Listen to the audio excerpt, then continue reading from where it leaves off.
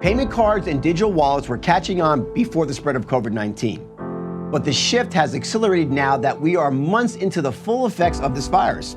Back in March, the WHO suggested that people should use cashless transactions as the virus may be spread through contaminated dollars and coins. Remember? They subsequently said that they were misquoted, but the idea caught on and people began avoiding using cash. The use of these contactless cards and mobile apps and wallets exploded for fear of contracting the virus through cash, while even more stores opted to go cashless, right? Widespread lockdowns and contactless shopping gave an e-commerce a boost, and digital transactions increased even more.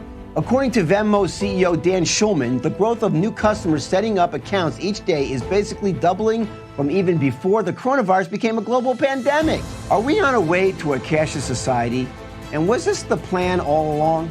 So, is the move to a cashless society just an inevitable process in a more tech-savvy society? Or is it a plan to have a more control and surveillance over our every move, including what are we purchasing?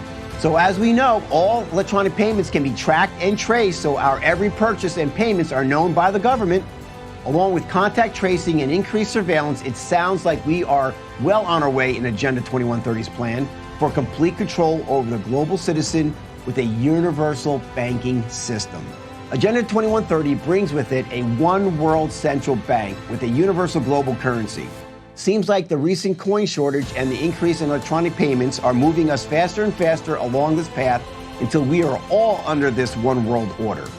The end of this cash may be very well mean the end of our independence as the deep state creates a global cashless system. Come on. Which is the ultimate globalist endgame, isn't it?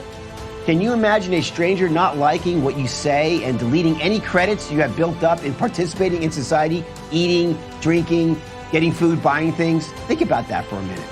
On our next Frequency Wars on August 12th at 1 p.m. Eastern Time, only on uimedianetwork.org, we welcome G. Edward Griffin, the founder of Freedom Force International and author of The Creature from Jekyll Island, who has spoken out about the global cashless society for decades. He is also joined by international journalist, the New American magazine, Alex Newman, as they discuss Agenda 2130's plan in moving us towards a cashless society and a universally controlled international bank and monetary system. What's coming next? And what can we do to stop it? Find out this dire information before it's too late. You need to know.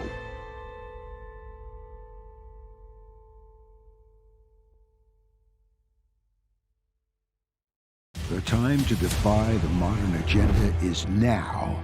UI Media Network presents Frequency Wars, an explosive new series that examines contentious subject matter pursuing us beyond our five senses. This weekly series discovers the intricacies of imposing issues that challenge our daily existence and question humanity. Provocative and intriguing, we confront the issues and conflicts affecting us on a global scale and beyond.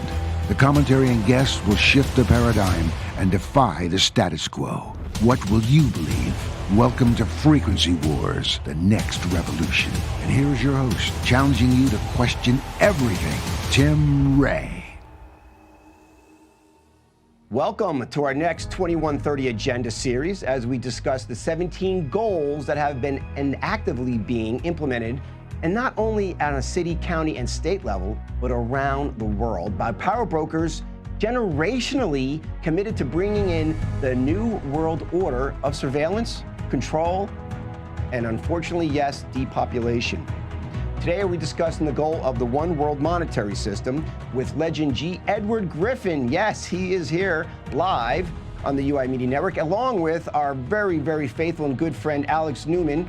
And we're discussing what's going on with our money and why it's happening. But first, I want to play for you all a quick clip on how long some of us have known that the communist tool for the New World Order has been in the works.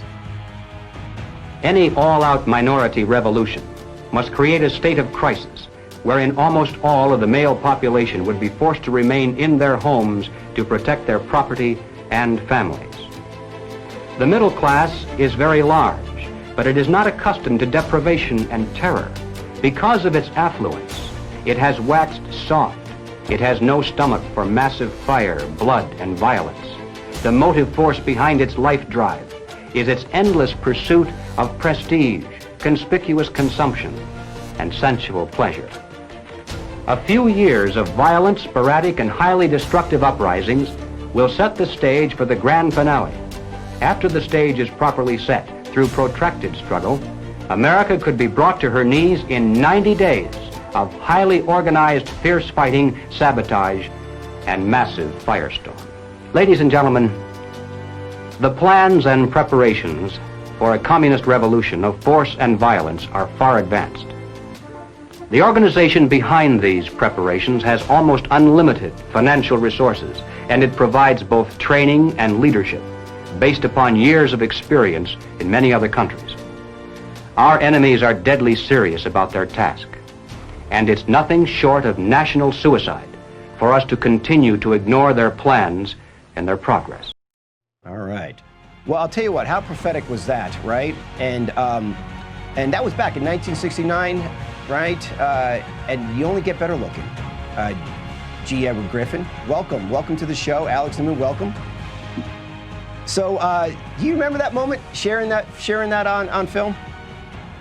Yes, I do now, because the silly thing, I shouldn't say silly thing, it's silly that all of a sudden it surfaced and went viral here a few months ago, and I had almost forgotten about it. And somebody said, yeah, I saw you on the tube the other night talking about communist revolution in America. And I said, what? Why? No, I haven't done that. And of course, they sent me the link, and there I was, 1969, with my little narrow tie and the sideburns and the whole thing. So Ed, how do you think about today? And would you think you'd be alive seeing the orchestrated crisis that's occurring now with the New World Order and the power brokers involved? Would you think you'd actually see this stage of the progress at this point, or you think it'd be, you'd be long gone by then? That's a good question. I'm trying to rewind my brain back to that period.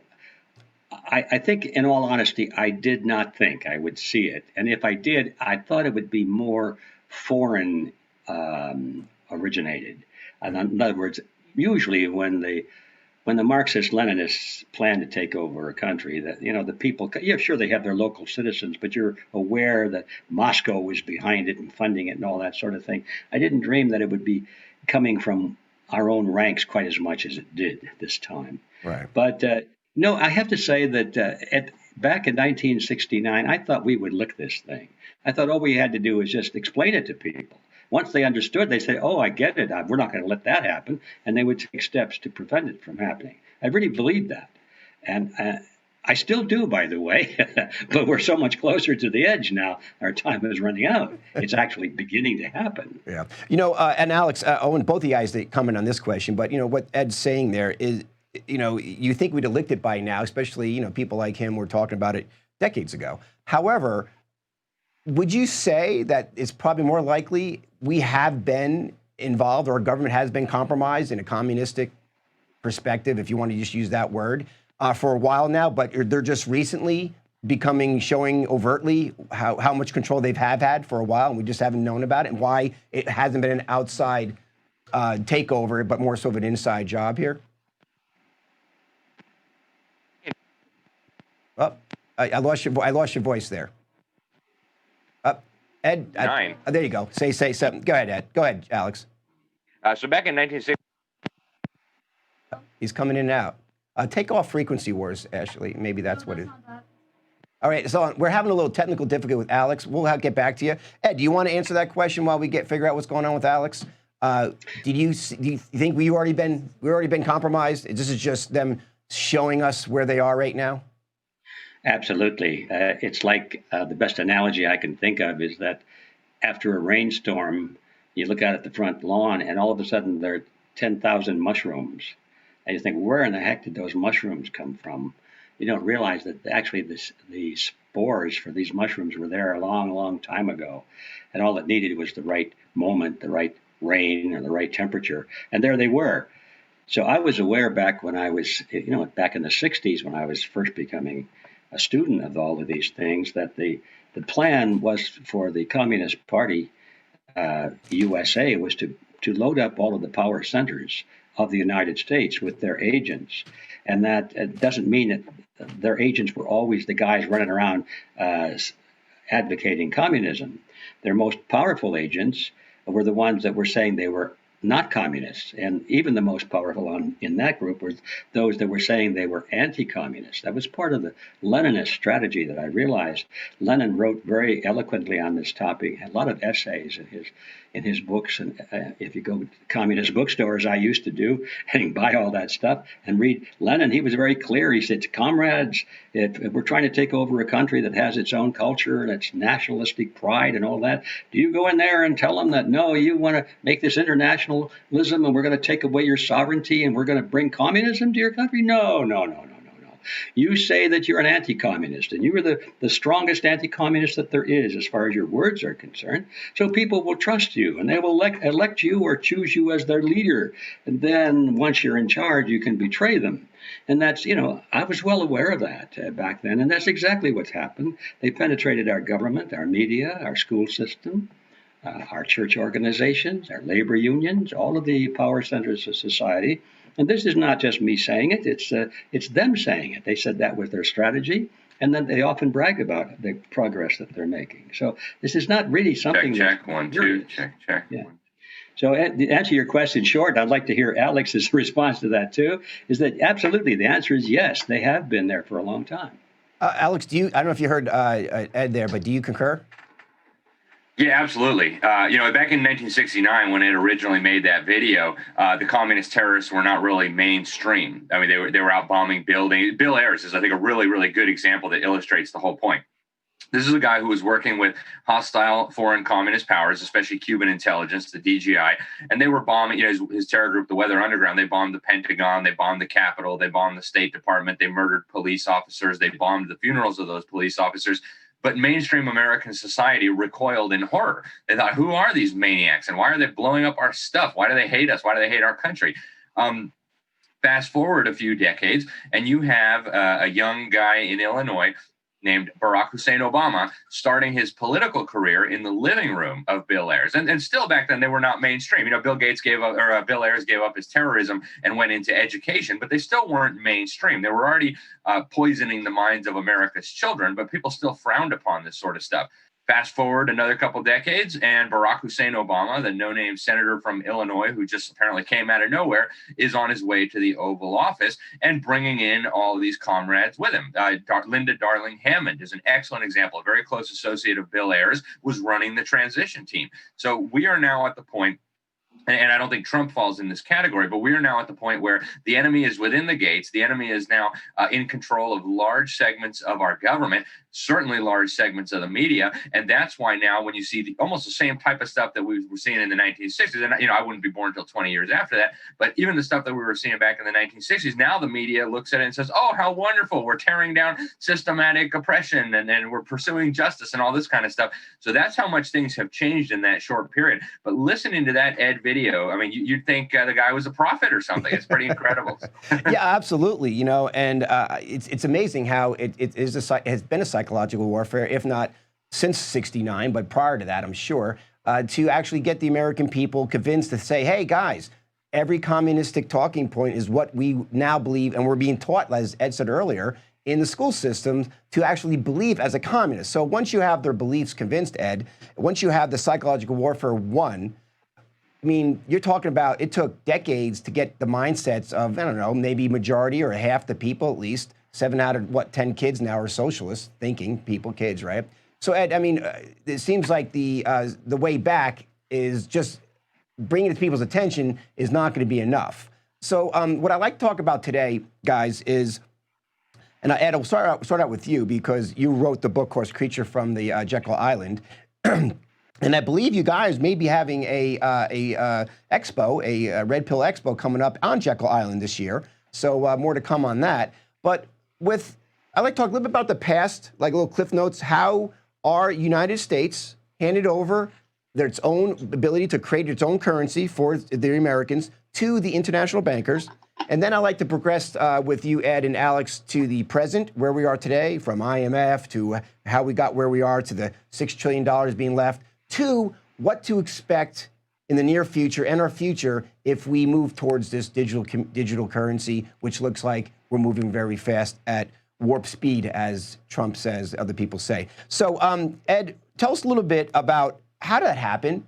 How did we just, you're talking about the turn of the century, right? The 19th century, in near 20s, maybe 1800s, But how did we actually lose our ability to print our own money? Okay, that's a part of the history I think that's very, very fascinating. But before I touch on that, I'd like to just give you an advance warning of where I'd like to see this conversation go as we progress. Yeah. Because it's a bridge. It's a bridge between the two movements that we are talking about today that seem to be unrelated but are totally related.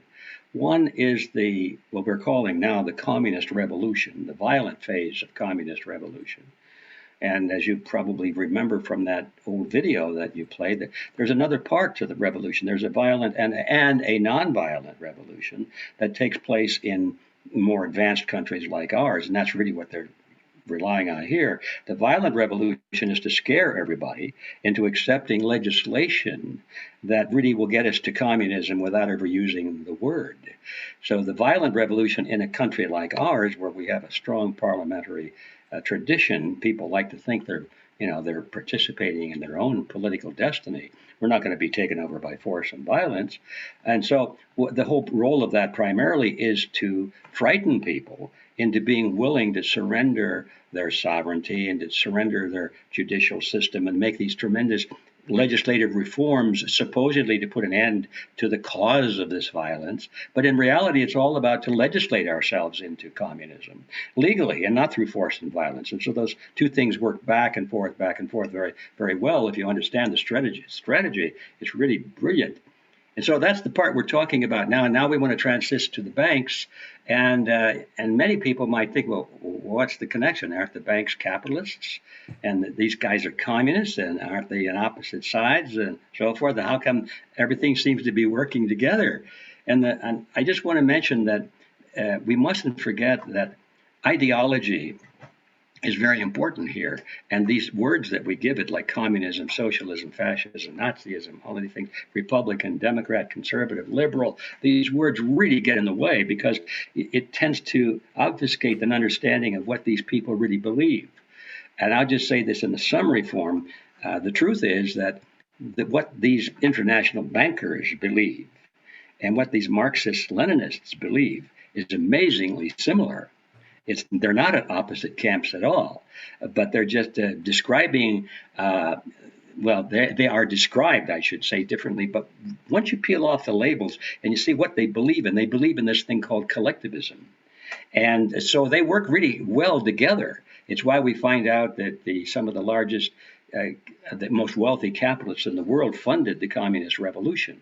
And they fund socialist revolution. And now these big corporations, which we call in America, those are the capitalist corporations, right? And they're funding these communist revolutionaries. How is that possible? Well, it's possible, and I want to make this point, is because once you lift those labels off and look down into the toilet and see they all believe pretty much the same thing. They want total government control, and they think that the government is there as a facade. People will look to the government and they say, well, I vote, so therefore the government belongs to me. But the reality is that the government really belongs to the people who finance the politicians. That means the guys that create the money out of nothing. And now we're going to get back to the topic that you want. So the bankers who create money out of nothing really are an integral part of this total control called collectivism.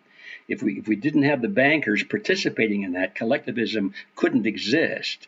And that means communism couldn't exist, and fascism couldn't exist, and socialism and all those things. So I wanted to just spark, maybe we can get back to that topic. That's perfect because it connects the two. Because as you're saying, without money, you can't buy off the media. You can't buy off wherever else. You control the money. You could control people because people respond by the dollar, right? That's right. We are. That's one area where Marx was right. Humans tend to be an economic animal. And so he was right on a lot of things, but he's wrong on a lot of things too. Those are the big ones. So, having said that, then back to this banking question. Who were these guys? Well, they were representatives of the largest banks in the world, not just in America, but in the world. They're the banking interests who touched on Kuhn Loeb and Company, which was a big investment firm in New York, and they had connections with the Rothschilds in Europe. And anyway, all the foreign banks, all the European banks, The Warburgs were involved. But as far as the actual creation of the Federal Reserve System, it was least done by the representatives of the American banks, even though they had strong connections with the foreign banks as well. So the whole idea was simply, how do you form a partnership with the government to protect the banks and make it look like they were regulating the banks? And that cuts to the quick of it right there. Because back in 1910, when this thing was beginning to happen, the banks were failing all over the United States. They were practicing what most people would call a very unethical type of business. They were making contracts that they knew they couldn't keep. They were accepting demand deposits from people who would put their money into the banks, and they get a receipt that said, this is a demand deposit. You can demand it anytime you want. And the idea was that you're supposedly sitting in the vault, but it's not sitting in the vault. They turn it around, then they multiply it a couple of times, and they lend it out for interest. And they're only prepared to maybe hand out 5 to 7% of the money kept in the vault. So if more than 7% of the people wanted their money back, you've got what they call a run on the bank. And there's no money left. And then people get mad, and then the lines get very long. Then the banks go bankrupt, and the people lose their deposits, and it was a terrible thing. And so the public wanted reform, right? Reform. We're going to reform the banks. And so they thought, well, I got a great idea. Why don't we ask these very wise and honest politicians to draft some legislation to reform the big bad banks? And so that was just a perfect scenario for catastrophe. Turn to the government to solve a problem. And so the politicians decided they were going to write a banking bill led by Senator Nelson Aldrich, who is very close to all the bankers, a very wealthy person himself. The family was closely tied to the Rockefellers, etc., J.P. Morgans. So here's this very wealthy banker-connected senator going to draft legislation to control the big bad banks. Well, you know what came out of that? It was a cartel agreement. The members of these banks went into a secret meeting on Jekyll Island in Georgia, where nobody could pry into their discussions. In fact, they even denied that they were there for quite a while. And they had a very secret meeting. And I won't go into those details, although they're very fascinating. But the idea is that they didn't want anybody to know that all of these big banks in the United States were meeting together for some reason. And so the reason they didn't want it to know is because had anybody seen that or been wise to it, they would have realized that something was fishy. Here are all the banks meeting together, someplace in secret.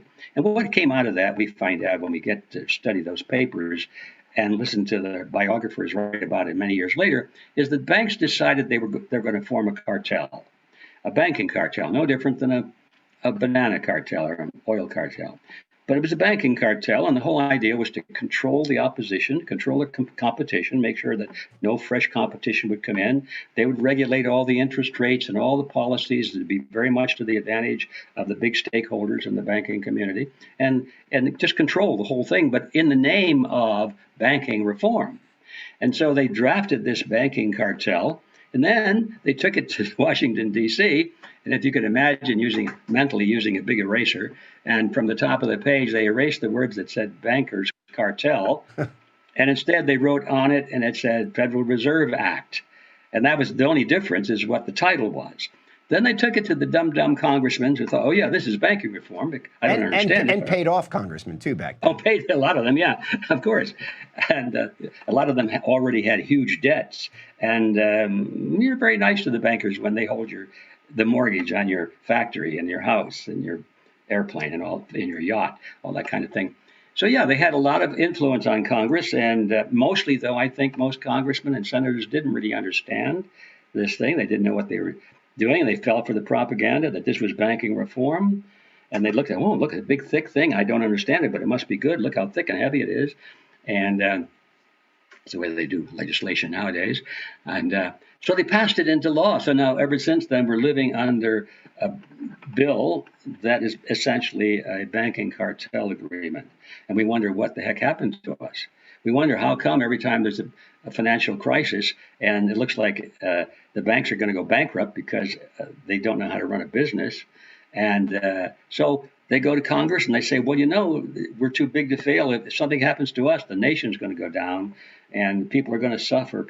Little kids won't have milk and all that kind of thing. So then their buddies in Congress, as expected, will vote a bailout. So most of that money either goes directly to the banks to bail them out, or it goes to the big corporations that owe money to the banks who are having trouble making their payments on loans. And so they send the money to the corporations or to third world countries that owe money to the banks.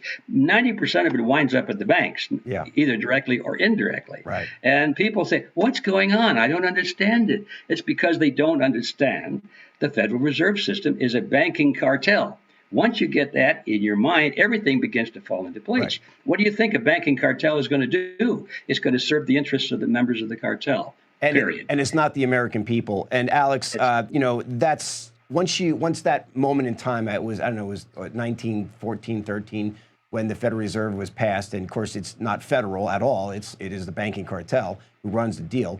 Things got serious. It was very serious money, because you're dealing with money now. Lies, money, talking about millions, not billions of dollars back then. And so as you position yourself in the power of the money, they control the legislators. Whoever controls the money controls the legislators. So it's not the legislators or presidents in charge. It's the people behind that. It's the international bankers. And they've apparently been in position for decades. So if we kind of advance that forward now, and I assume, the Rothschild banking system and these other families, as Ed mentioned earlier, are all incestually embedded with each other and financially, to the point where I think people marry each other from the different families. I think it's like the kings and queens, like you see on the shows on television, right? So, Alex, here it is. We bring it up here. How many banks? You or Ed may know. How many banks are not controlled, if at all, in this world by, says to say, the Rothschild international banking fingers?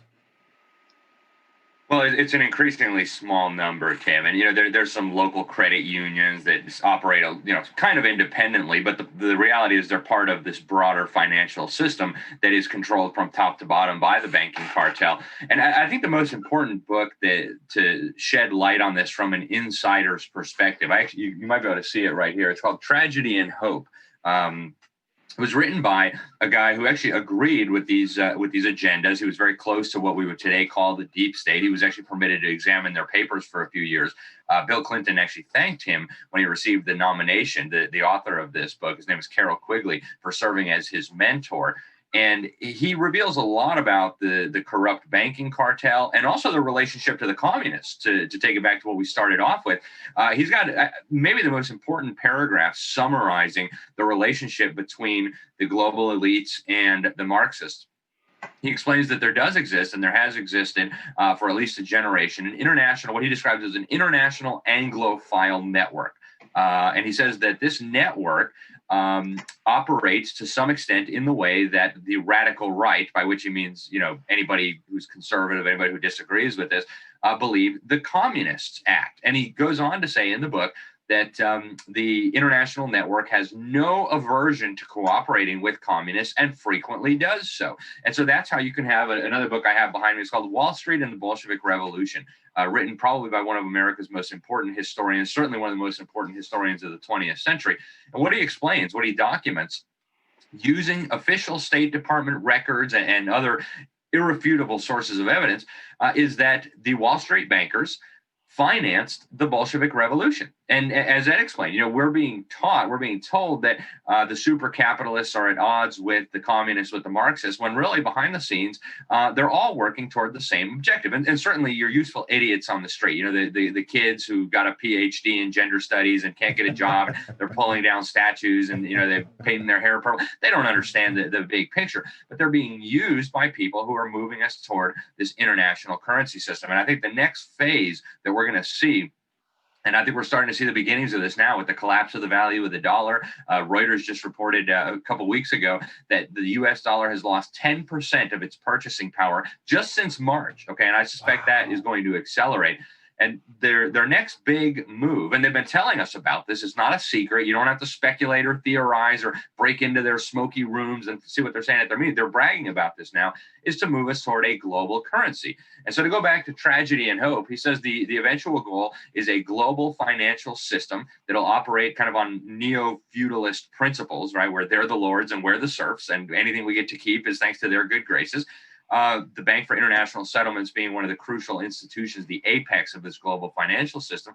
But they're moving us now away from the Federal Reserve System and toward an international currency system operated by the International Monetary Fund. And so 10 years ago, I wrote an article, a cover story about this in the New American Magazine. It was called Waking Up to a World Currency. And there was a companion article, The Move Toward a Global Fed.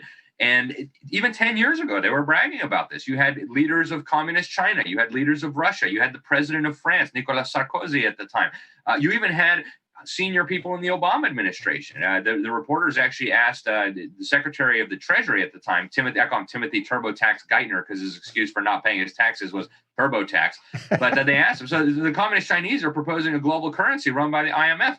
What do you guys think about that? And everybody's jaw hit the floor. Timothy TurboTax Geithner said, we're actually quite open to that idea. And the dollar collapsed. It was a big thing. But that's the direction they're moving in. And amid this crazy economic crisis that they have engineered, both through the corrupt banking cartel system and through the shutdowns, the lockdowns, and all the rest of it, they're now coming out in the open. You have the head of the IMF, a Bulgarian radical communist, Marxist, socialist, globalist, whatever you want to call her. Her name is Kristalina Georgieva. She's writing press releases and she's going on TV saying, oh, the IMF is injecting liquidity into the global financial system. And the catch is, they're not injecting liquidity into the global financial system in US dollars or Chinese yuan or Japanese yen or euros or British pounds or anything. They're injecting it in the form of what they call special drawing rights. Now, this is the proto-global currency that they hope eventually will replace the dollar as the US, as the international reserve currency. And then, you probably won't be paying at your local grocery store in special drawing rights anytime soon. But as the dollar declines, they're going to move toward this international system. And I think that's the next big event when it comes to money and the financial system and the banks. And it'll operate very similarly to what we have with the Federal Reserve System, right? It'll be fractional reserve banking. It'll be creating credit and currency out of thin air and then loaning it out into circulation, a scam if there ever was one. But it will mean the further erosion of national sovereignty. Obviously, we're moving toward a cashless society, and I know we're going to talk about that. The further erosion of privacy. Now, almost all the governments of the world have now entered into these tax agreements where they're essentially shredding any last remaining financial privacy. So we're really heading toward, to use a cliche, a brave new world order.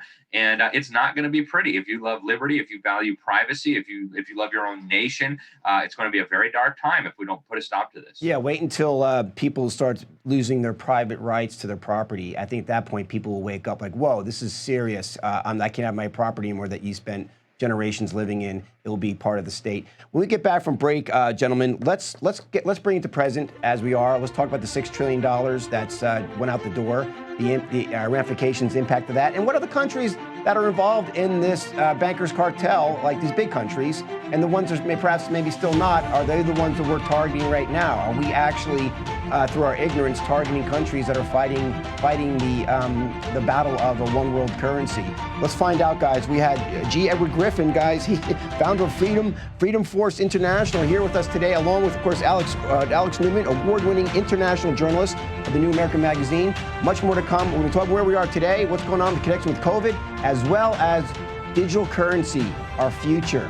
What's it going to look like? Scary times, but the brave new world, because we're brave and we can create whatever world we want. We'll be right back. Don't go anywhere.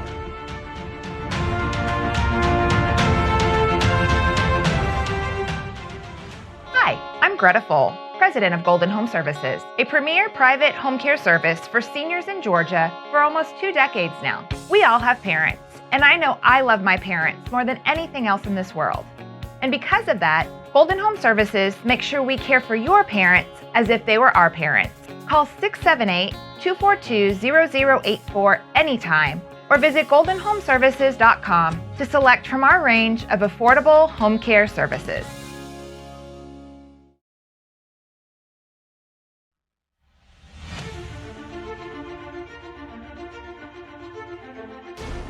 And the third value of massive fire to the communists is psychological. The average American, they say, soft and decadent, when he sees billows of black smoke rising from one horizon to the other, when at night the only light he has to see by is the flickering red from flames leaping into the sky, he'll become paralyzed with fear and panic. He'll run away and hide and do nothing to interfere with the guerrilla bands as they strike at the community's power centers. Wow, there's some more, the paralyzing, that's what we're experiencing now. And interesting to know that this is all part of of an advancement. It's a hustle. It's a hustle to move this country into fear. So legislation now can come out and support more communistic, more totalitarian legislation, like they're passing now in many other states. Like they're passing, I'm not even talking about the mandatory mask passing, but they're passing laws where people are getting fined for not contact tracing, up to $10,000 in New York City, where you could actually get fined if and stopped at the border. You have to show your papers at the border if and if you're not quarantined for 2 weeks. So Ed, this is scary times. I mean, this is in present where we are. You created, and both of you created the story of the monetary, how they got control of the money, this banking cartel, and now they own the legislators. At what point, what extent are we, Ed, do you believe? Do you believe they own most of the Republican and Democrat governors, mayors, on the county level? Or do you think that it's much more, it's less or more? Well, I wish you hadn't asked me that question, because I have a bad habit of speaking my mind. Yeah. And my quick answer is yes. And unfortunately, that's my honest answer. But the word most is a kind of an interesting word. I think we've seen, I don't know, I haven't kept count, but we've seen in my vocabulary most of these governors step up to the plate and do exactly what they're told to do by their international handlers. They all speak the same language. They all come out on about the same day. They have the same script that they read. They have the same justification for it. All the language is the same. So there's a central source. It's not coming from them. So what is that source? Well, we can only guess. We know that the World Health Organization, in terms of the pandemic at least, is that source. And we know that its little lapdog called the CDC is also a local source of the same thing. But it's even bigger than that, because other things are going on. We know there's the race issue and the environmental issue and all these things. And if you notice, all of the media and all of the politicians do read the same script at the same time, using exactly the same phrases, which should ring an alarm to most people, but I'm afraid it doesn't. Maybe they're not aware of it, or maybe subconsciously. But in any event, so when you dwell on that fact, and then somebody asks you, what do you think? Most of these people know what they're doing? And, well, I don't think most of these people know what they're doing, but they're doing what they're told. Yeah. And that's good enough.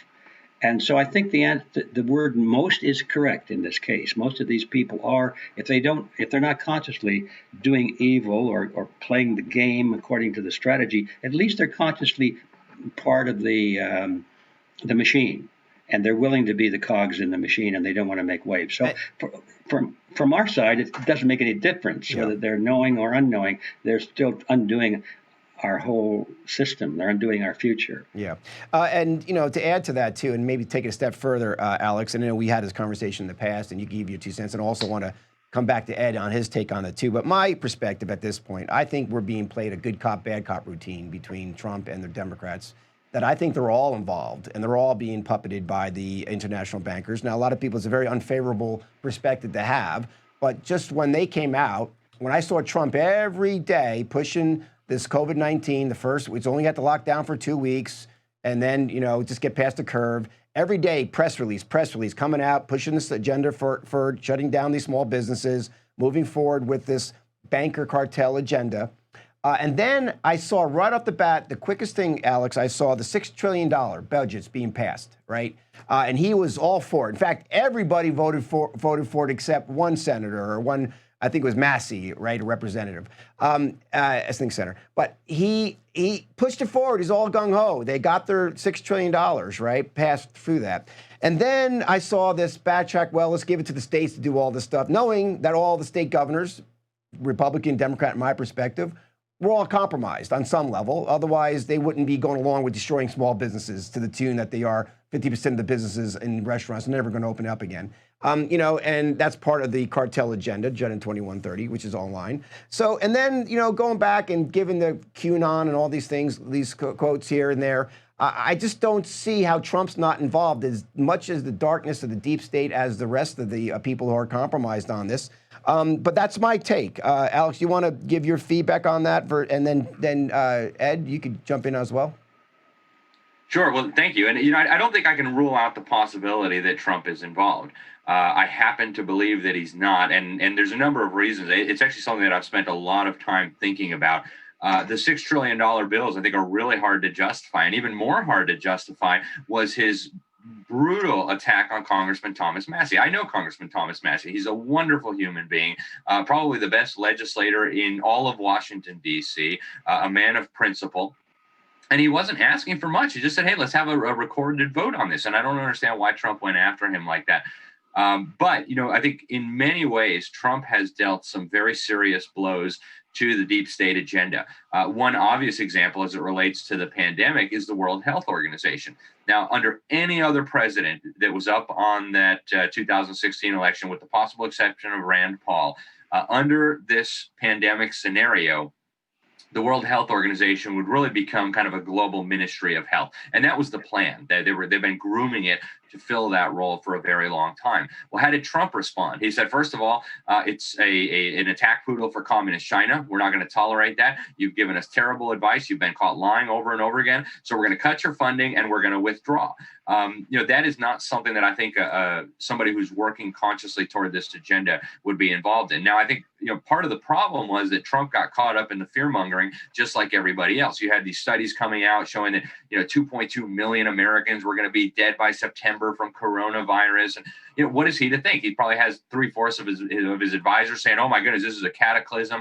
Look at these studies. Look at this research. Everybody's going to die if we don't do something dramatic." And to his credit, most of the terrible policies that have been implemented that are really restricting liberty are actually coming from the state and the local level.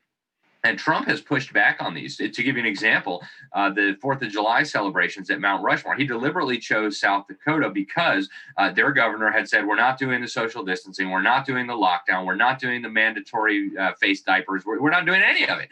You guys have brains, God gave you brains, use them, decide for yourself whether you want to hide in your basement like Joe Biden or whether you want to go on and live your life. And that, I think, was really important. And if you listen to his speech that he gave there, one of the things that he's doing that I think is so important to him is moving the Overton window over.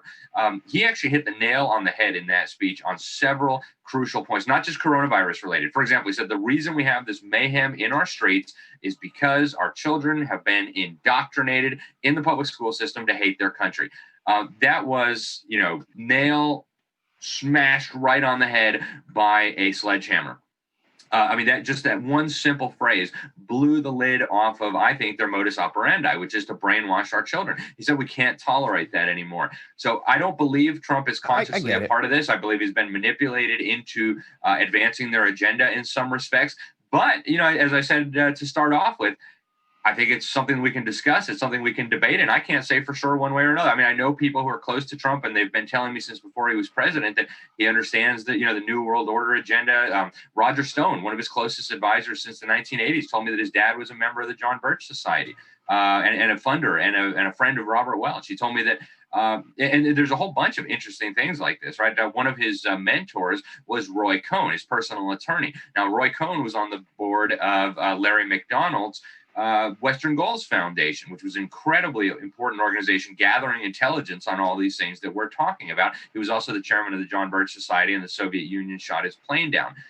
His most recent chief of staff, Mick Mulvaney, congressman from South Carolina, he was the keynote speaker at the John Birch Society's 2016 dinner. Now, the John Birch Society has been fighting the deep state more effectively, I think, than any other group in America for over 60 years. And so when you have all these people around him who've been in the fight, who know what's going on, it leads me to believe that Trump is not part of the problem. He's not part of the system. Unfortunately, I think he's been manipulated and deceived on a few issues. And I wouldn't say he's a constitutionalist, which from my perspective is a tragedy. But, overall, I think he is doing what he can to, in his view, drain the swamp. Alex, I hear you, and listen, I hope you're right. I really, truly do. For the American people, I hope you're right that there's somebody not involved in this hustle into the Agenda 2130. But from my perspective is, you could pomp and circumstances, you could position yourself in different states, you could support these, you could say whatever you want. But when I see the most critical points, you push in the $6 trillion, you push in the lockdown, now all of a sudden you're manhandling America for 4 years, and all of a sudden now you give all the power over the states, and knowing that the governors all were compromised and they were moving in this direction. But when I see results, where we're going, I don't see anything pulling back. I don't see anything pulling back. He may have a stance here and there, but that's just my perspective. The frog in the warm water. It's easier to move to a new world order right now if you have conservatives on your side going down with you with that frog in the warm water, if you have a conservative president versus if you had a Joe Biden in there, the frog would jump out of the hot water right away. People will stay in the warm water as they get more communistically involved. But Ed, that's my take. What's your perspective? Well, I think this is going to sound like a cop-out, which it probably is I agree with both of you fellas. How diplomatic. Yeah. And there's not much I can add except one more thing, and that is that we have to remember that our enemy is a master at controlled opposition. I think that's been his most powerful weapon from the beginning. These people, I think, following the guidance of Vladimir Ilyich Lenin, who was very eloquent on the importance of leading your own opposition. They're masters at it. They don't wait for the opposition to develop. Like in the Federal Reserve, for example, the bankers created the Federal Reserve, and then some of them went around giving speeches and interviews to newspaper reporters saying, "Oh, it's I don't know, that's a pretty bad bill. It's going to ruin America." And of course, the American people would read that. Oh, listen, Maude, the bankers don't like the Federal Reserve very much. Must be pretty good, don't you think? So I remember that, and that shows up over and over and over again in our political history. And I also am cognizant of the fact that Americans, for the most part, do not vote for candidates. They vote against candidates. It's not because they like somebody; it's that they hate the other guy. Yeah. It's always the lesser of two evils. I'm aware of that too, right. And I'm also aware that if you're going to have controlled opposition, he's got to do something good now and then to be credible. So you put all those things in the bag and shake it up, and I come back and say I agree with both of you guys. Right. Fair enough. But I think it's important. Here's my contribution, perhaps. I think that we have to remember two things. We can't disregard the possibility that we have controlled opposition in the White House. If we just ignore that and say it's impossible, we've made a huge mistake. So we have to keep our eyes open and not be naive that these things can happen. And the other thing is, it doesn't really make too much difference because it implies that whoever's in the White House makes all the difference, when in fact that's very little. If we think that we can accomplish saving the country merely by getting the right man into the Oval Office and everything else is going to be taken care of, we've made a huge mistake. So I think there's too much attention on one man. We've got to be looking at what's happening across all the broad spectrum of our power centers, government, institutions of all kinds, the media, everything. That's where our focus should be. And we will find controlled opposition in every one of those areas that we go into. Well, and I think that's a really prudent and a smart approach for all of us. Like I said, I hope I'm wrong, and I hope Alex is correct. At the same time, we have to be open-minded and understand how controlled opposition works. That's just the nature of the game. We're not in charge. We're pawns in the game, so we have to keep our eyes open to whatever degree. However, I do think we are the solution. Now, in reference to what's going on with the digital currency, and it seems like this one world government, one world banking system, this international bankers, this banker cartel, as you mentioned, Ed, and I'll let you jump in first, and then Alex, you could follow up with them on this. This currency, this digital currency, we're starting to see now the movement of that more than ever before. I've just got news today. UK just went wide that they're not using coins or cash in UK now because of the. I think we lost Alex because of the coronavirus, right? And so that's a piece of what's going forward. And so, Ed, with what's going on with the digital currency, where do you see this moving next? Like, here we are, present moment. People in the United States are not want to use coins now, and because they're worried about getting COVID, which I believe is a farce. But this is the makings of going cashless. So what are some of the steps that you see we're going forward that we're going to be seeing next, and why?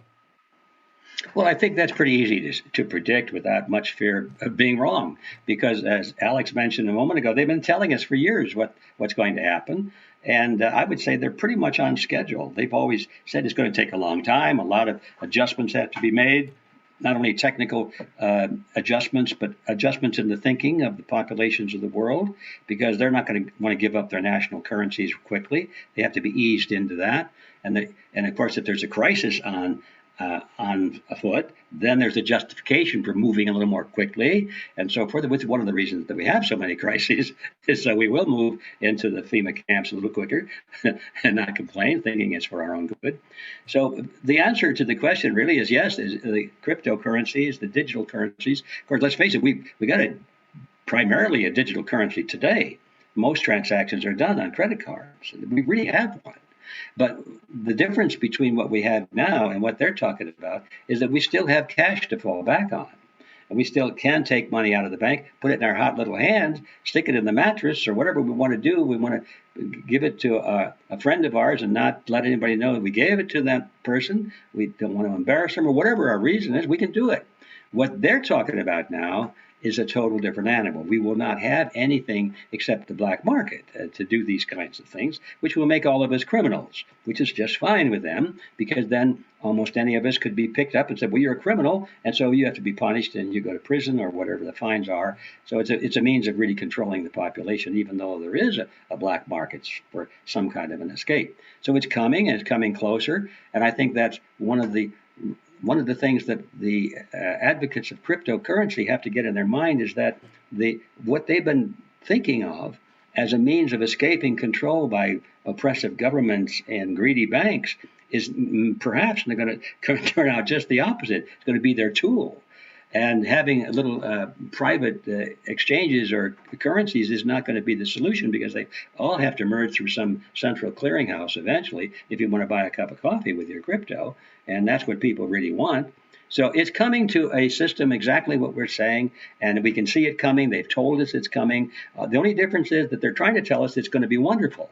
And it's for our own good and how convenient it's going to be, whereas some of us are saying, oh, wait a minute, maybe it won't be so wonderful for this reason and that reason, and don't forget this reason also. Well, that's a lot. That's a lot what Ed just said, Alex, because, this bait and switch, basically, this everybody's getting to the cryptocurrency, into digital currency here, was a wonderful thing. And now all of a sudden now it gives certain people in the world, let's just go with the banking cartel, since they're running the show as we know now, that now they have control over, let's say, a credit system. And paint a little bit, Pat, paint a little bit, Alex, what it actually could look like with a control mechanism, a currency, a electronic currency control mechanism in the hands of these banking cartels, of what day-to-day life would be. Because if you disagree, if you're on a credit system, would it be a one world bank? I mean, a one world computer? How would this work? Paint what it could look like, and perhaps how it will be nefarious going forward. Yeah, well, thank you. And one of the interesting things is that Christians have been looking forward to this moment for 2,000 years. Revelation chapter 13 talks about a day when this global system will be able to prevent you from buying or selling anything if you don't cooperate and take this mark, which, there's a lot of disagreement among Christians about what precisely the mark will look like. But there's been people who've been forecasting this for 2,000 years now, and for thousands of years it sounded absolutely positively ridiculous.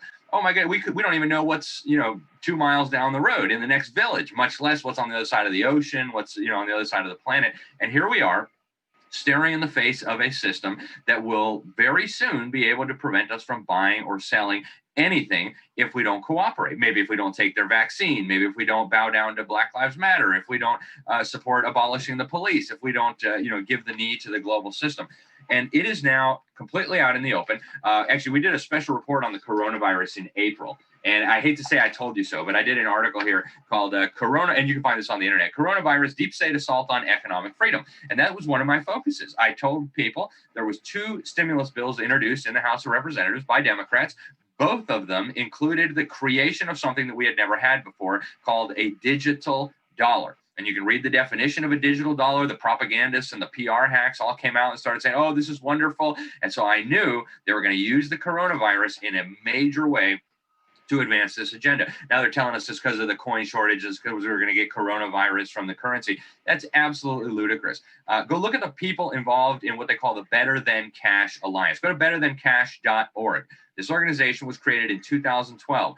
It was backed by the major credit card companies, the banking cartel, right? And they all list their names on the website. It's not me saying this. You can go see who their partners are: Visa, MasterCard, Bank of America. All these hacks. The UN Capital Fund was going to be the secretariat for this alliance, and they just said, plain and simple, we got to get rid of cash. We've got to, that cash is what drug dealers use, it's what criminals use, it's what you use to do tax evasion. And of course, the banks are thinking, ooh, more profit, right? Nobody will be able to do business without paying us fees, and the credit card process is the same. Then you've got the central bankers thinking, ooh, we'll be able to do negative interest rates, and nobody will be able to take their money out and hide it under their mattress, so we'll be able to tax their money all day, every day without them complaining. And of course, the totalitarians are thinking, hey, this is great. Not a shred of privacy will be left. You will not be able to do any transaction, at least legitimate legal transaction, without the government and now global authorities increasingly knowing exactly what you're doing. So it's a terrible move. It is going to look like tyranny. It is going to mean that you must obey, and if you refuse, you will be denied access to the economic system. And that has implications no matter what your pet issues are. If you're liberal, conservative, libertarian, this is going to affect all of us. If you're worried about health freedom, what happens when you can't buy or sell if you won't take their vaccine or put their face diaper on? What happens if you're a conservative? What happens if you don't want to participate in population control schemes? Oh, well, maybe we'll turn off your mark, right? And you combine that with the technology that's coming in, Tim and Ed. Microsoft, for example, just this year, they patented, and you can find this patent filed at the World Intellectual Property Organization. It's the UN's patent agency, for a cryptocurrency technology that is implanted under your skin that keeps track of your cryptocurrency allotment based on your bioactivity.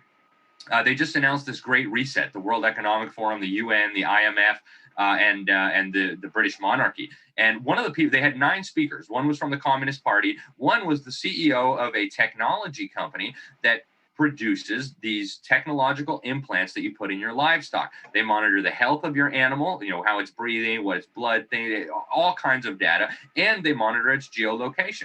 Well, how long until they say, oh, well, you want to participate in the economy, you're going to have to participate? And they're saying it openly. The 4th Industrial Revolution is the blurring of man and machine. And the head of the World Economic Forum said it in plain English. 4th Industrial Revolution, we're going to blur biology and technology and create a kind of hybrid system. So it sounds like science fiction. It sounds absolutely insane, but it is coming into view. It's not hidden anymore. And if you value your liberty, if you value your privacy, if you value your family, it doesn't matter what your political views are, you had better start to take this seriously.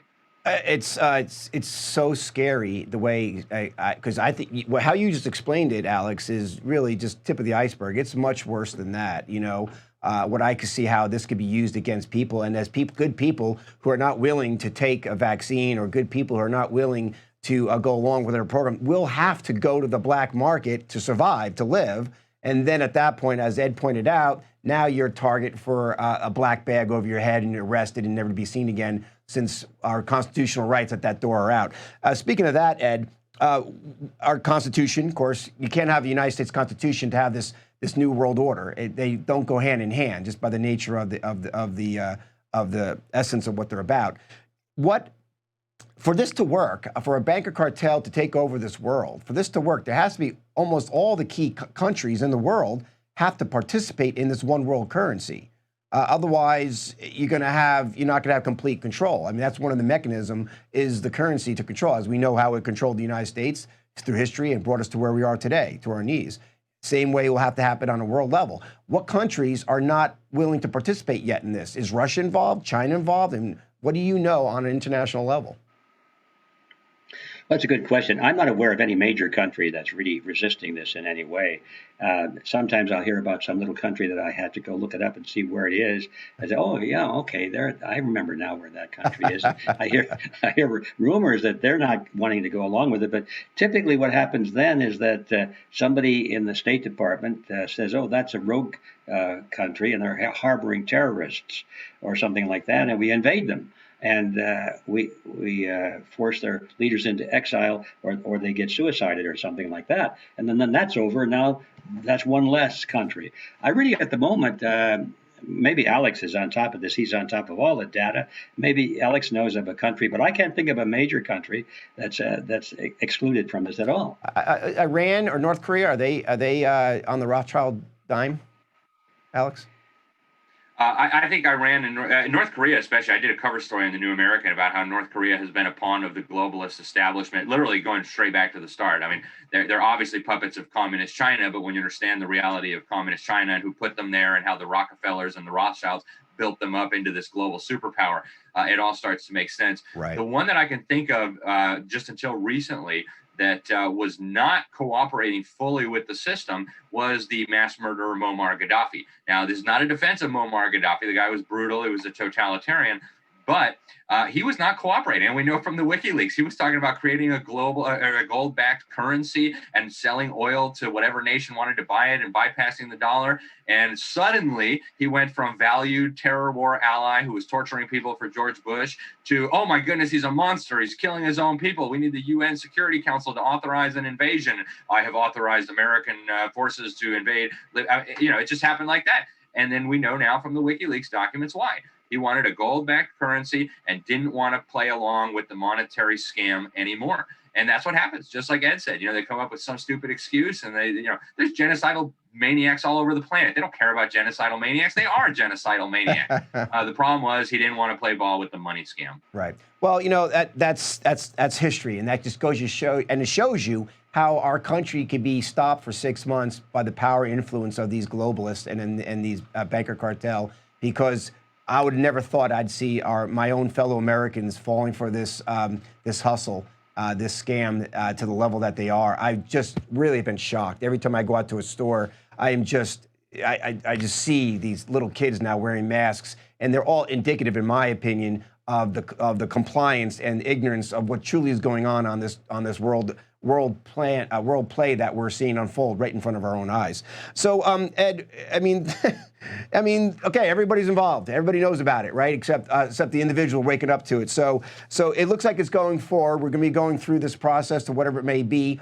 You know, let's assume the majority of Americans are not going to be waking up, or they'll wake up, it's too late, whatever it may be. It may be a little too far down the line.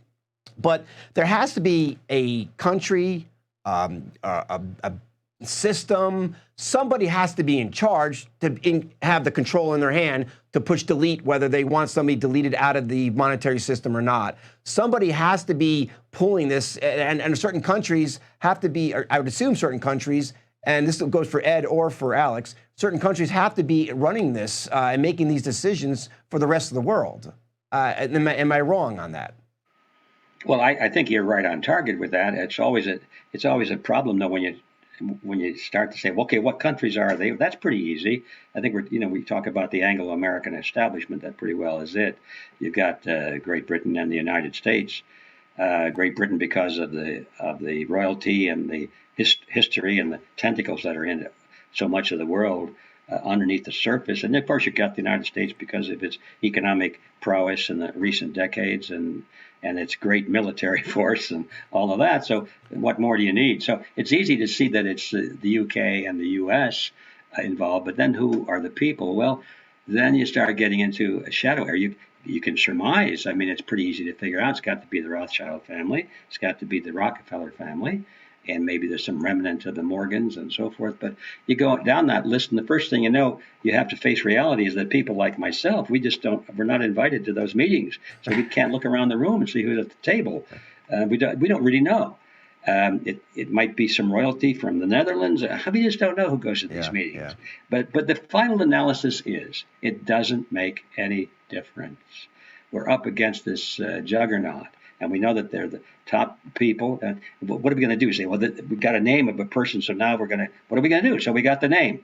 We still have to defeat the system. We have to unravel the cloth, so to speak. And that's I think that's what we should be focused on, is that not who as an individual or what group. We certainly don't want to be looking at identity politics to solve this problem. We don't want to say it's a race or it's an ethnic group, or it's a national group, or it's a wealth group, or anything. It's not a group. folks. The groups don't exist. It's one of my favorite things. Only people exist.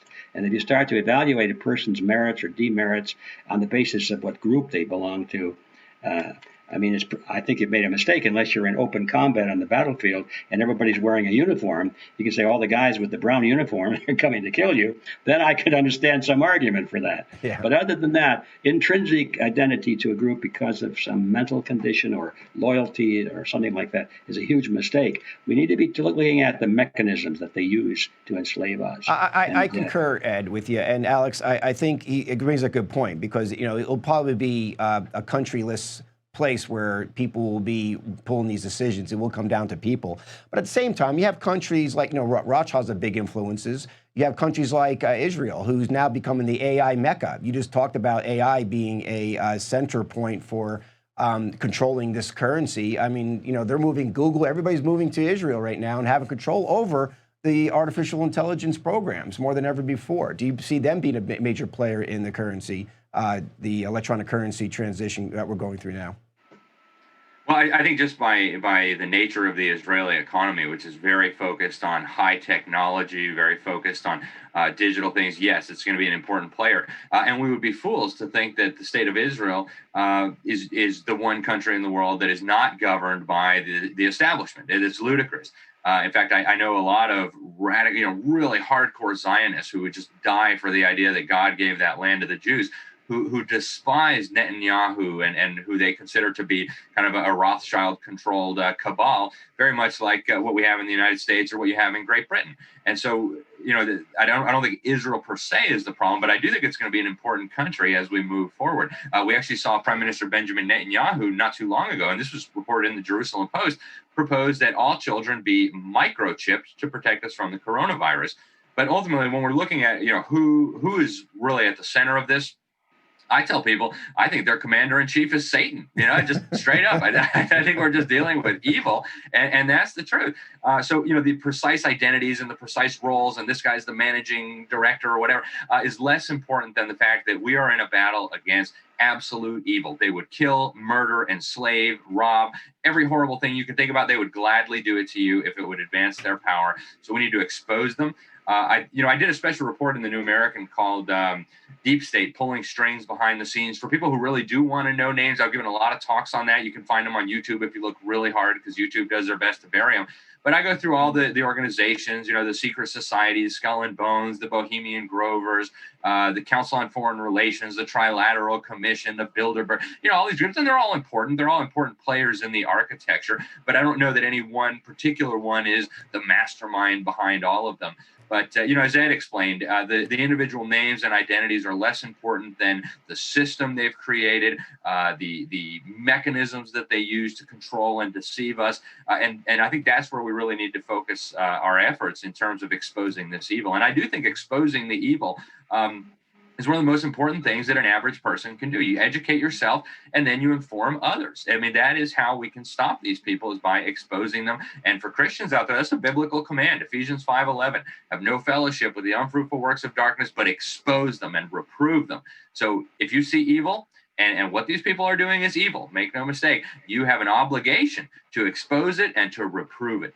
Excellent. And let's go there, Ed. Let's talk about some solutions, real practical, pragmatic solutions. And let's go under the assumption, if you guys, at least for my sake, that Trump's not our solution, that Trump is, he's just, let's put him in a neutral position. He doesn't have the power to make change at this point on a collective level in America. So let's start with America first. What can our citizens do now, knowing that they're moving forward very quickly with a one world currency? Of course, everything else that comes along with that, the currency being, I see, is one of being the number one way how they're going to persuade everybody to do what the totalitarians want them to do by getting them on the system, whether they're chipped with, RFID chips, or if they're being controlled through some digital currency process, tattoo, whatever it may be.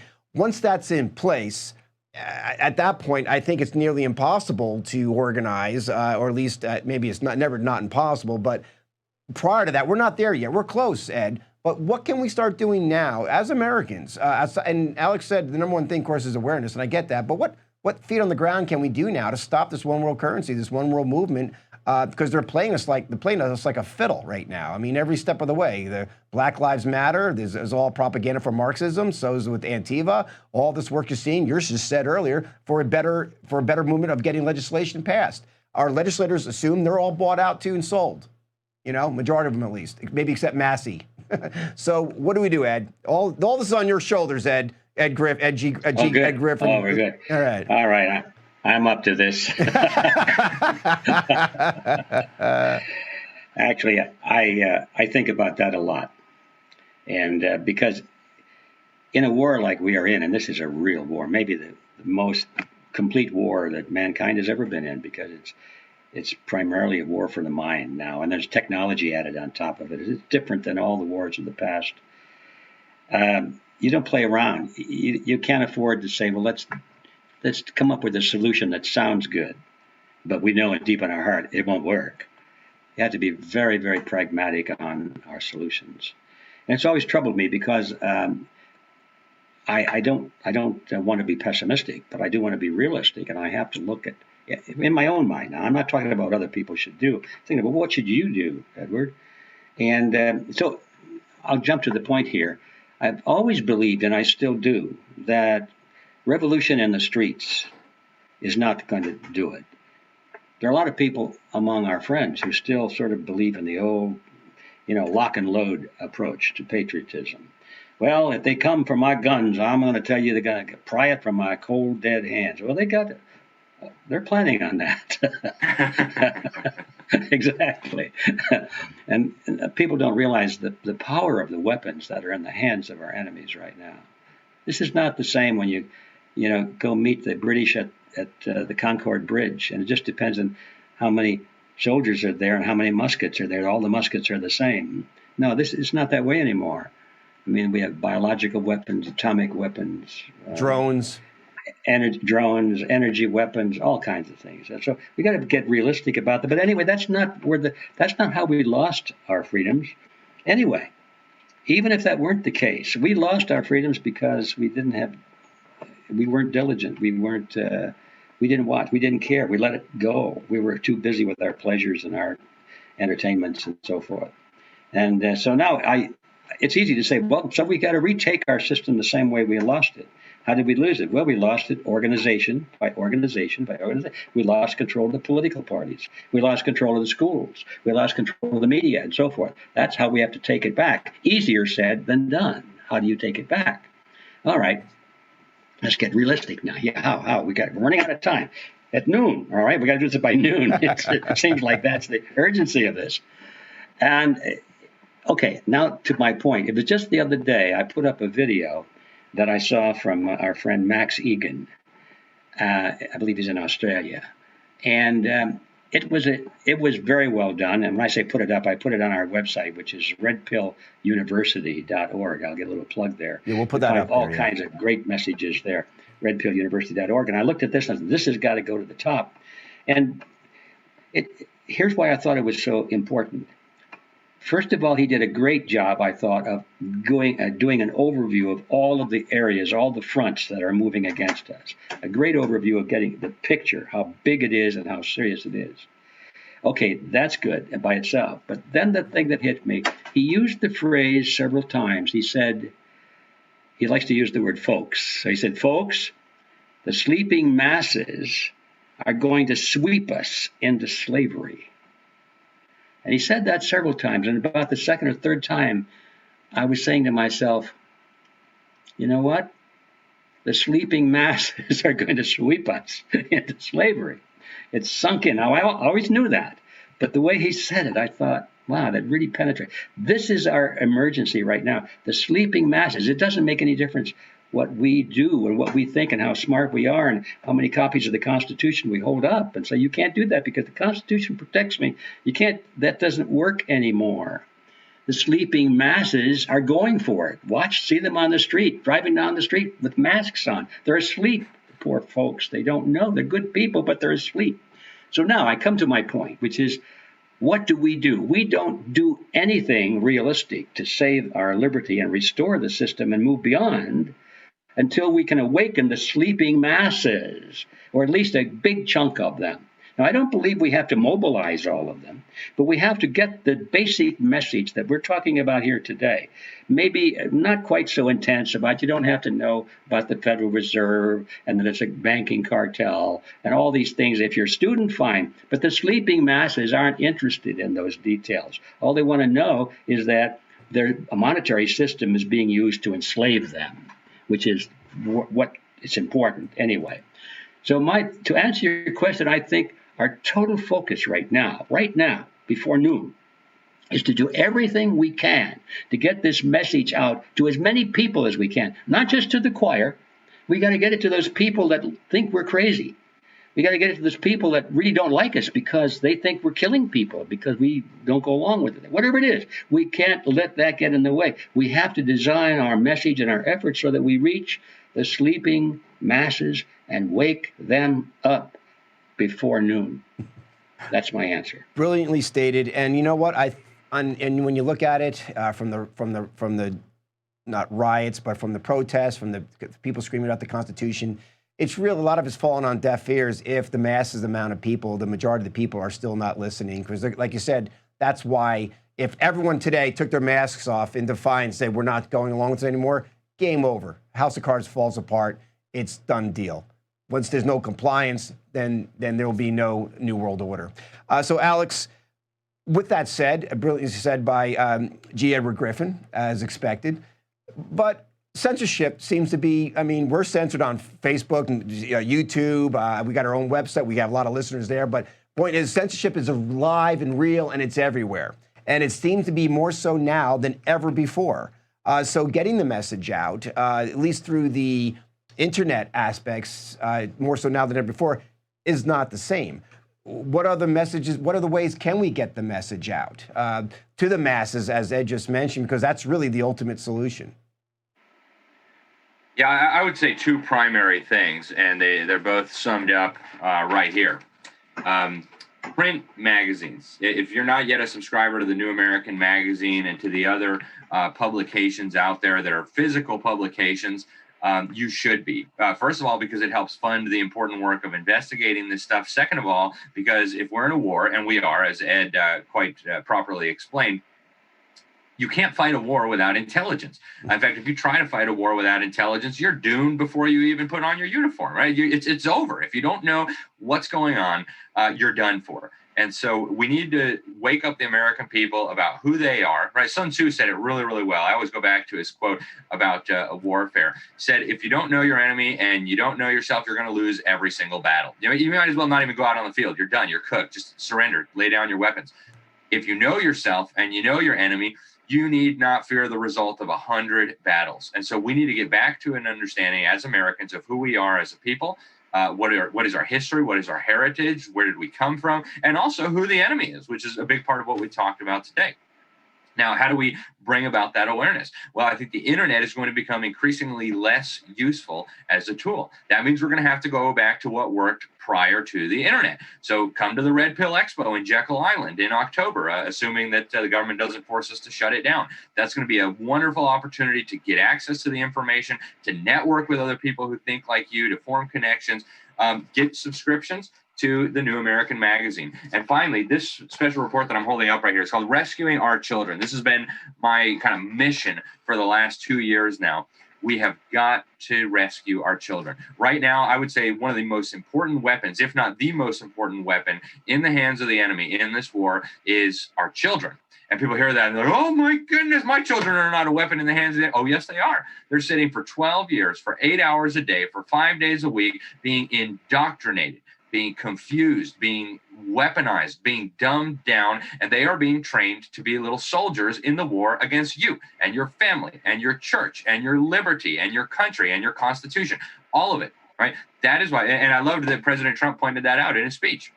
The reason we have the mayhem in our streets is because our children have been indoctrinated in the public schools. If we want to stop that, and right now it's something like 85%, at least until coronavirus, 85% of our children were spending 12 years in government indoctrination centers masquerading as schools. We have got to turn the tide. We never should have handed our children over to the government to begin with, right? Government's got some important functions and roles. They should protect my rights. They should make sure no one kills me or robs my property, but they should not be educating my children. So parents, pull your kids out of the brainwash camps. The government made it easy for you now, right? You're not even allowed to go without a face diaper and a glass box and all the rest. Get your kids out of the stupid system. Start educating them at home in a homeschool program. Start up a co-op at your church or with other people in your community. Get them in a good private school. We've got an online private school, Freedom Project Academy.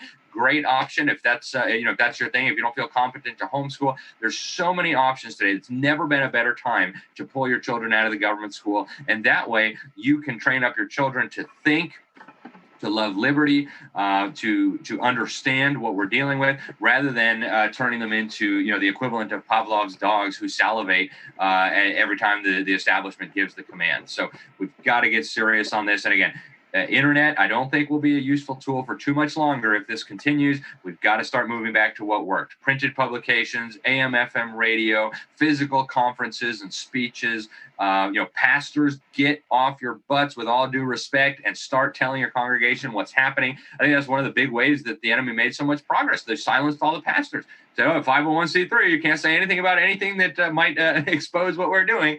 And so all the pastors shut up. And so you got 50% of Americans sitting in church every Sunday hearing about, this, that, or the other, but nothing about what's really going on. So those are, my thoughts in a nutshell. Yeah. I'm sure everybody else has got good ideas, but that's my views. So. I think that's fantastic. And Ed, I mean, just with what he said there, and we're closing out here shortly, I just wanted to say also, I mean, get to know your neighbors. Most of us have just got it lost into the distractions of the television. And I would say put the television down. Stop watching television because this is the tool of the banker cartel to keep you distracted and listen to what they're telling you. So if you are going to do that, vet it out very carefully of information like the Red Pill Expo, which I do want to talk about for a second, Ed, because I think this is probably a most critical time than ever before, is to have organizations like this, and there's many more, and I think you guys mentioned a few other ones too as well, but this is one that you two are associated with. And tell me about the Red Pill Expo, Ed. What's the purpose of it, and why was it created? And we'll talk about the event coming up in October. Well, thanks for that, because that's very much on my mind. In fact, I have been devoting most of my life in the last year and a half to Red Pill Expo and its mother or sister organization, the Red Pill University. They're different aspects of the same thing. And they were created because of indirectly what I said a moment ago. We have to reach out to large numbers of people. First of all, it's important, I think, to understand that a movement cannot really last unless it has at its center some very well-informed and driven people that are willing to dedicate their lives to an idea. I mean, literally dedicate their lives to it. And that means their wealth, everything, like our founding fathers, our lives, our fortune, and our sacred honor. So that's what made the American Revolution, because there were maybe 100 people, maybe 200 people, maybe 500 people at the most that were willing to give their lives, their fortunes, and their sacred honor. And that made this country. Without that hardcore, a small number, nothing would have happened. But the small number didn't do it alone. They had to reach out to their brethren in the field. They had to reach their neighbors and their friends, their extended families. And we have a battle on our hands. Come help us. So I recognize that occurs over and over in history, that scenario. So I knew that although we had at the center of this a group which we call Freedom Force International, which is that hardcore people that are ready and are giving their lives, their fortunes, and their sacred honor. We need more people than that. So now we're back to Max Egan's idea. We've got to reach out for more people. And we don't want to try to recruit them into this hardcore because it's too much. They're not ready for that, or that's not their interest. Maybe their family problems keep them tied up to it. Whatever it is, we know we have to reach out. So we developed something called Project Outreach. And the idea was, okay, we've got to take our message and not neutralize it, but make it more popularize it. So instead of talking about the battle between collectivism and individualism and the battle between good and evil and all these things that require some thought, we're just talking about the red pill. Take the red pill, man. Wake up and see reality. See the way it really is. Now, we're talking about the same things, right? But it's a more popular way of approaching these topics. So we gave it a try. The first year, it was 2017, I've forgotten. I think it's 2000. We held our first meeting, our first Red Pill Expo in Bozeman, Montana, of all places, and it was a smashing success. We were delighted. We'd found the key. This was our project outreach, and so we've had several Red Pill Expos now, and we look at that as a means of reaching out to our friends and neighbors who are truth seekers. They know something is wrong. They haven't read all the books. They haven't been students like we have, but they want to know. And so they'll come to these events, or they'll go online to Red Pill University and look at the videos and the programs we have. They're seeking information. They know something is wrong. And this is a much larger group. This is where our hope really lies, is in the Red Pill Project outreach. So that's what it is, how it came to be, and it's really working well. We just have to get going a little faster. We don't have 10 years or 20 years to do this. Noon. We've got to do this by noon. You know? That's wonderful. And so people want to get involved in the Red Pill Expo or the Red Pill University. I mean, I wish. Honestly, looking back, I have 20-year-old kids. I wish I sent them to the Red Pill University rather than where I sent them over the last 4 years. So how can people reach the Red Pill University or the Red Pill Expo? And this event coming up on October, as we gather momentum, just let you guys know, as long as you're willing, UI Media will be help covering that as well. Because I think, fantastic, and we're having it down at Jekyll Island, right? Where all the mess started. Jekyll Island, where the Federal Reserve System was created in secret. It's kind of iconic, you know. And we're not going there to worship these guys or anything like that. We're going there to sort of thumb our nose at them and say, "We're here now. You guys, we're going to tell the ghosts to get off the island. And we're there now." Yeah, new leadership. Yeah. So the event is coming up on October 11. It's still on the books, and. Okay.